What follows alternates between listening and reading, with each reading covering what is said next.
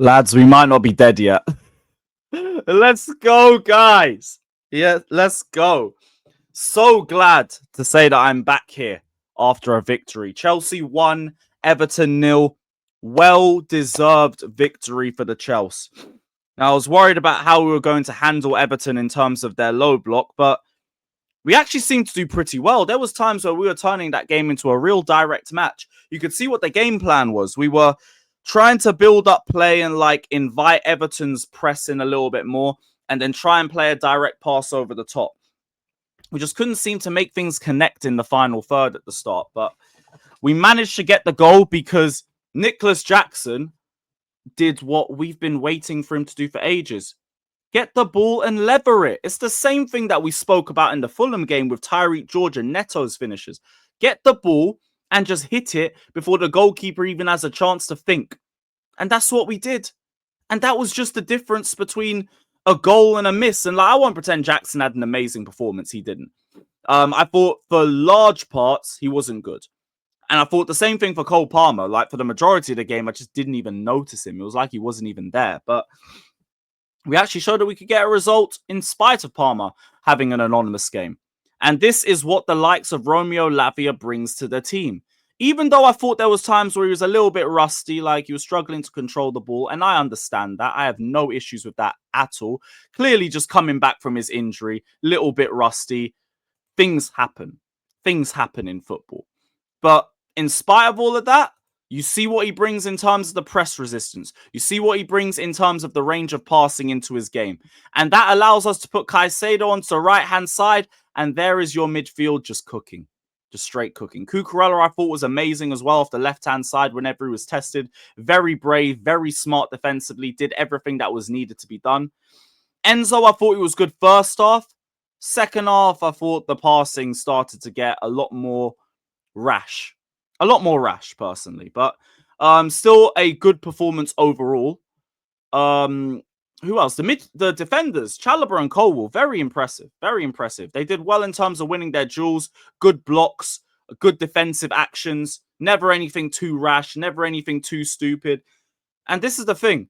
It's just nice to have a game with no bozo moments at the back for once, because no problems. Everton threatened us twice in that game. And when they did threaten us, Robert Sanchez stepped up. And I will just give him a round of applause where it's deserved. Where it's deserved. Because this is one of the games where it's no gaslighting. He just played well. Man just played well and he did his thing. And you're not going to ask for any more than just that. That's just it. Bro just had a good performance. Didn't make any bad mistakes. We keep it stepping. Hopefully he does the same thing next week.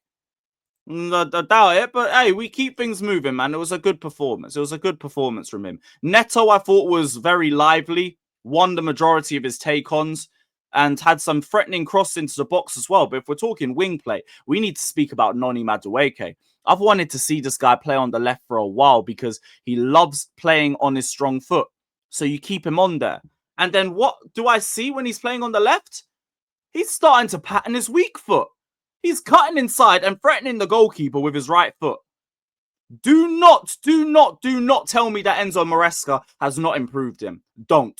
We got Noni playing on the left and now having good games. He used to be allergic to even touching the ball on his right. Now he's trying to lick shots with it. And he's actually threatening the goal. Don't lie and tell me that Maresca ain't improved him.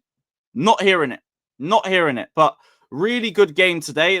It felt like a convincing victory. I wouldn't say it's a statement performance, but it's one of those where there's no ifs or buts. We were just a better team and we deserved to win that game. And we just didn't ruin it for ourselves for once. And now we're on a bit of form. Back-to-back victories in very tricky games. Everton and Fulham were tricky games going into it. Now it only gets harder. Liverpool at home. And Newcastle away straight afterwards. Here's where we need to get behind the team. Because when everything looked down and out, they've just pulled 2 wins out of the bag. God willing, Ipswich takes something from Newcastle. God willing, Brentford takes something from Nottingham Forest. If not, we go next week and we do our job again. We just have to keep doing our job. Because if we do that, we will be back in the top 4. Because that will involve beating Forest and beating Newcastle. One game at a time and keep it moving. That's all that we have to do. All that we have to do. But big up to every single one of you that's locked in. Let me know your thoughts down in the comment section below. It's good to be back after another victory. Hopefully people are not like getting too gassed, because I get, like, I understand people still being negative, but hopefully we've seen something that we can just get behind for the remainder of the season. Just try and support the team, and hopefully we find a way into the top 5 by the end of the campaign. Big up everybody though. Like, subscribe, all of that. We're out. Up the Chelsea.